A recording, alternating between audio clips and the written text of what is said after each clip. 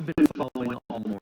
A father whose family members say suffers from mental health issues is shot and killed by a Harris County Sheriff's deputy. Yeah, deputies say that man was holding a knife, and this all unfolding in the overnight hours along Sunflower Prairie Court and Egret Field Lane in Northeast Harris County.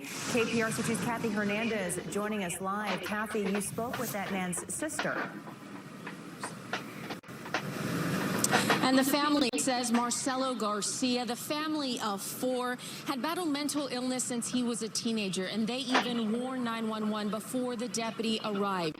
They say that deputy should have been able to de-escalate the situation like others have done in the past. Emotional words from the wife of 46-year-old Marcelo Garcia. A Harris County deputy shot and killed him overnight. I'm devastated.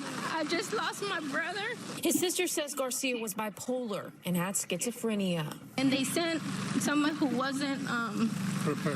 Who maybe trained for it.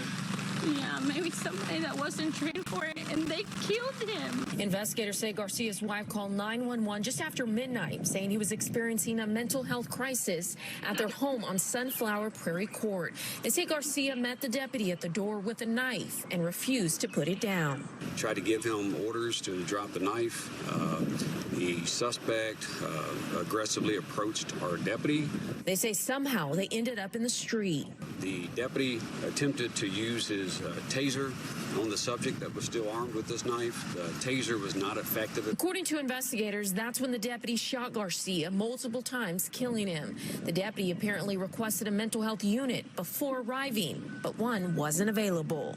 We do not have enough to provide adequate coverage around the county. Sending armed police to mental health crisis calls is not the ideal situation. Investigators say deputies had been to the home for mental health crisis multiple times in the past. The latest last Thursday. My mom always makes sure, his wife always makes sure, he says he's bipolar, he's schizophrenia, he sees things, and so they send the right people to de-escalate the problem.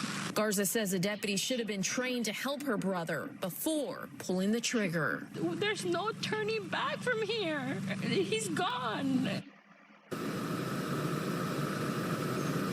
And the family is adamant Garcia was not carrying a knife. They also say he spoke limited English.